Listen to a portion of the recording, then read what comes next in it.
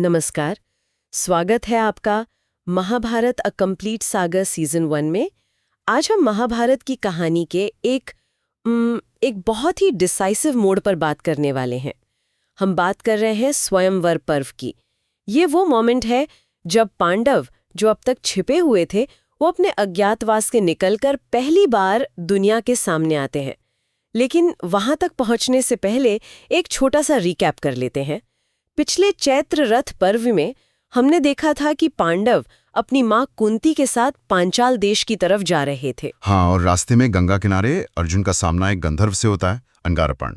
और उनके बीच युद्ध होता है। जिसमें अर्जुन जीत जाते हैं। लेकिन वो दोनों फिर दोस्त बन जाते हैं और बदले में गंधर्व अर्जुन को चाक्षुषी नाम की एक, आप कह सकती हैं, ओकल्ट आर्ट सिखाता है। अच्छा। और साथ ही उन्हें कई पुरानी कहानियां भी सुनाता है। बिल्कुल।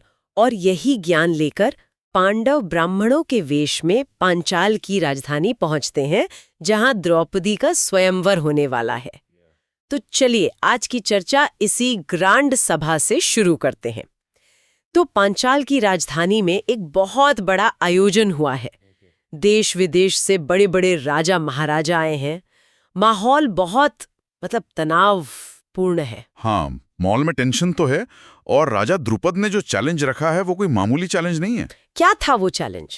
एक बहुत भारी विशाल धनुष को उठाकर उसकी डोरी चढ़ानी है और फिर छत पर घूम रही एक मछली की आंख में निशाना लगाना है। सीधे नहीं? नहीं, सीधे नहीं, नीचे पानी में उसका रिफ्लेक्शन देखकर। ये कोई आम काम नहीं था। ये तो बेस्ट ऑफ द बेस्ट के लिए एक परीक्षा थी। मतलब ये स्वयंवर द्रौपदी के लिए पति खोजने से ज्यादा एक तरह से द्रुपद के लिए अपने दुश्मन के खिलाफ एक हथियार खोजने की कोशिश थी। बिल्कुल, आपने सही पकड़ा। द्रुपद को एक ऐसा दामाद चाहिए था जो अर्जुन को भी टक्कर दे सके, जो द्रोण का सबसे प्रिय शिष्य था। ये सब कुछ द्रोण से बदले के लिए हो रहा था। और इसीलिए शर्त इतनी मुश्किल थी। हाँ, और इसमें हम देखते हैं कि बड़े बड़े नाम फेल हो जाते हैं। कौन कौन थे? दुर्योधन, शल्य, जरासंध और तो और कर्ण भी।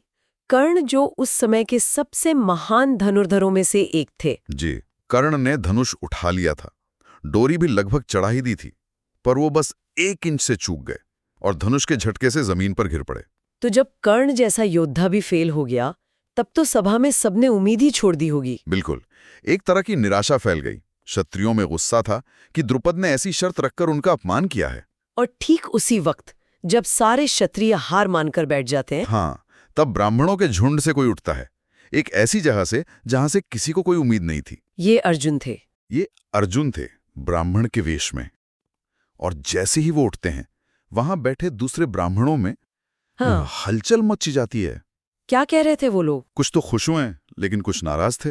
अच्छा। कुछ तो अपनी मृगछाला मतलब डियरस्किन हिलाकर शोर मचाने लगे। अच्छा। कुछ बुद्धिमान ब्राह्मण आपस में कह रहे थे, ये कैसे हो सकता है? जिस काम को कर्ण और शल्य जैसे महान योद्धा नहीं कर पाए, उसे हमारा ये नौजवान लड़का कैसे करेगा? मतलब एक डिसबिलीफ का माहौल था पूरी तरह से। लेकिन अर्जुन एकदम शांत थे। वो शांत मन से आगे बढ़ते हैं, उस विशाल धनुष के पास जाते हैं।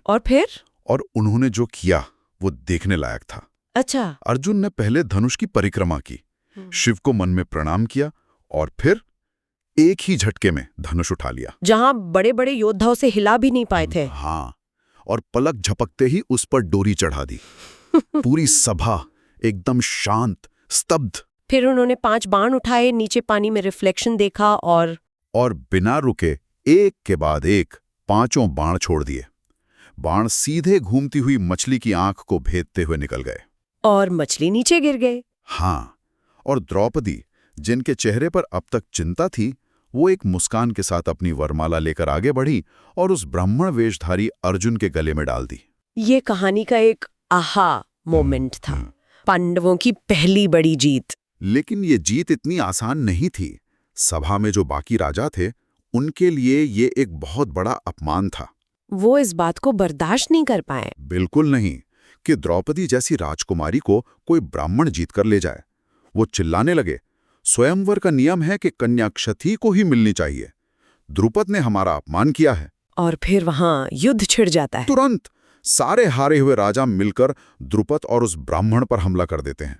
और यहीं पर भीम और अर्जुन का असली पराक्रम सामने आता है। हाँ, अर्जुन तो अपने उसी धनुष से बाणों की वर्षा करने लगते हैं, लेकिन भीम ने जो किया उसने सबको दहला दिया। क्या किया उन्होंने? उन्होंने पास ही खड़ा एक विशाल पेड़ जड़ से उखाड़ लिया। एक पेड़ उखाड़ लिया? हाँ, और उसे अपनी गधा बनाकर दुश्मनों पर टूट पड़े। ये तो कल्पना से भी परे है। एक ब्राह्मण को पेड़ उखाड़ कर लड़ते देखना। बिल्कुल।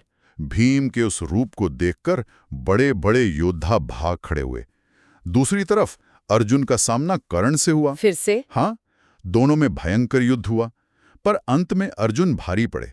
कर्ण को भी समझ आ गया कि ये कोई साधारण ब्राह्मण नहीं है। और इस पूरी घटना को दो बहुत खास लोग देख रहे थे, कृष्ण और बलराम। जी, वो शुरू से ही इन ब्राह्मणों पर नजर रखे हुए थे। तो उन्हें कैसे पता चला कि ये पांडवी हैं? क्या ये सिर्फ एक अनुमान था? ये अनुमान से कहीं ज्यादा था।